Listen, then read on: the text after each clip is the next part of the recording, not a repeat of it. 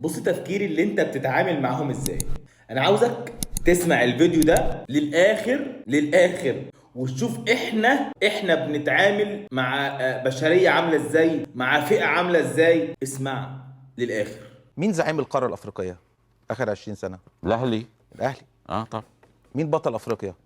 بيراميدز تمام. حاليا طيب الزمالك كسب بطل افريقيا، بطل السوبر الافريقي. الزمالك بيلعب مع الاهلي زعيم القاره. لو كسب يبقى نادي يبقى ده الزمالك.